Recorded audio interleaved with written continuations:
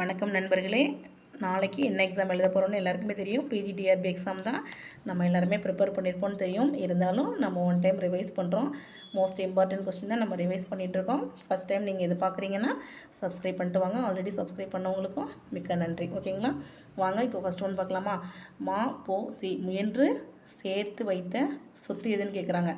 பல்லாயிரக்கணக்கில் புத்தகங்கள்.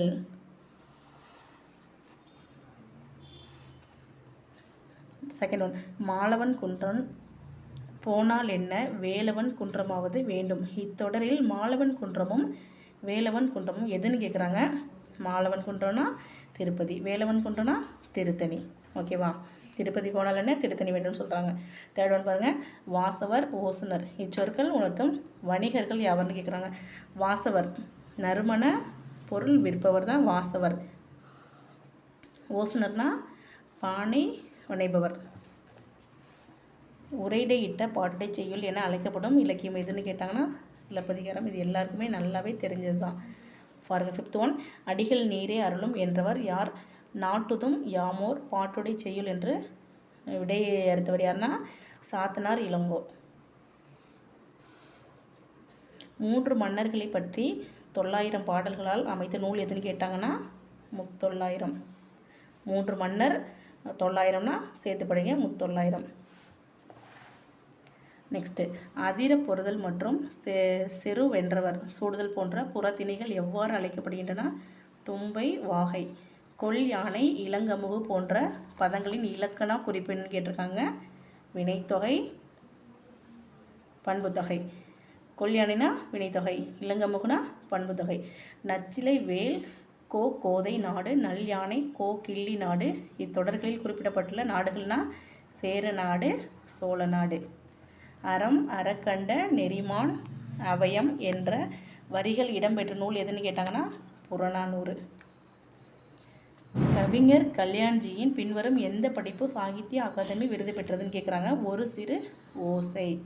அகவல் ஓசை உடையதும் ஏகாரத்தில் முடிவதும் எவ்வகை பான் கேட்டிருக்காங்க. ஆசிரியப்பா.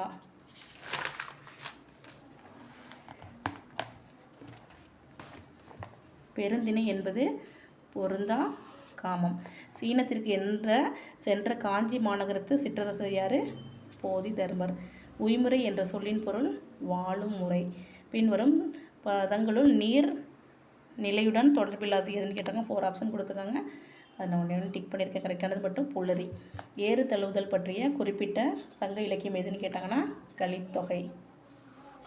18 பாருங்கள். பல மணல் மாற்றுமின் புதுமணல் பரப்புமின் என்ற வரிகள் இடம்பெற்ற நூல் எதுன்னு கேட்டாங்கன்னா மணிமேகலை. சங்க காலத்தில் இந்திர விழா எத்தனை நாட்கள் நடைபெறுவதாக கூறப்பட்டுள்ளதுன்னா 28. தற்காலத்தில் நடக்கும் பட்டிமன்றத்தை அந்நாளில் பட்டி மண்டபம் என்று குறிப்பிட்ட இலக்கியங்கள் எதுன்னு கேட்டாங்க சிலப்பதிகாரம், மணிமேகலை. ஐம்பெருங்குழு எண் பேராயம் ஆகிய சொற்றொடர்கள் உணர்த்தும் இலக்கணம் எதுன்னு கேட்டாங்கன்னா தொகை சொற்கள். பின் வருணோற்றில் தவறான கூற்றுன்னு கேட்டிருக்காங்க.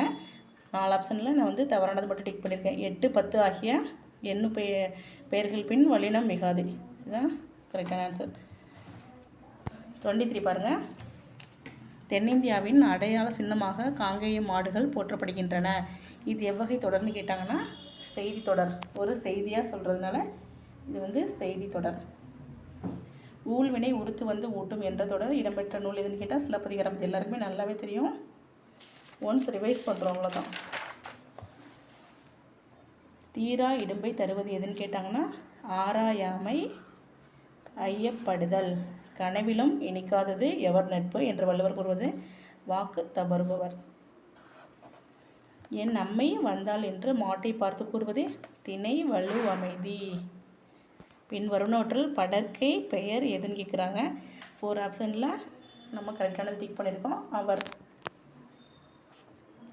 கலைஞர் எழுதிய முதல் நாடகத்தின் பெயர் என்னன்னு கேட்டாங்கன்னா பழனியப்பன். தெண்டியரை எழினி காட்ட தேம்பிலி மகரையாளின் இவ்வாசிரியர் உள்ள எழினி என்ற சொல்லின் பொருள் என்னன்னு கேட்டாங்கன்னா திரை. ஓகே நண்பர்களே, இம்பார்ட்டன்ட் கொஸ்டின்லாம் பார்த்து வச்சுக்கோங்க. நாளைக்கு தமிழ் எலிஜிபிலிட்டி டெஸ்ட்லேயும் நம்ம பாஸ் ஆகணும், நம்மளோட மேஜர்லேயும் நம்ம பாஸ் ஆகணும். மொத்தத்தில் நம்ம டீச்சர் ஆகிறதுக்கு உள்ள எல்லாத்துலேயுமே நம்ம எக்ஸாமை யோசித்து ஆன்சர் பண்ணுங்கள். வாழ்த்துக்கள் நண்பர்களே எல்லாருக்கும். தேங்க்யூ ஃபார் வாட்சிங். பிடிச்சிருந்தால் லைக் பண்ணுங்கள், சப்ஸ்கிரைப் பண்ணுங்கள். எல்லாருமே டீச்சர் ஆகிறதுக்கு வாழ்த்துக்கள். தேங்க்யூ ஃபார் வாட்சிங்.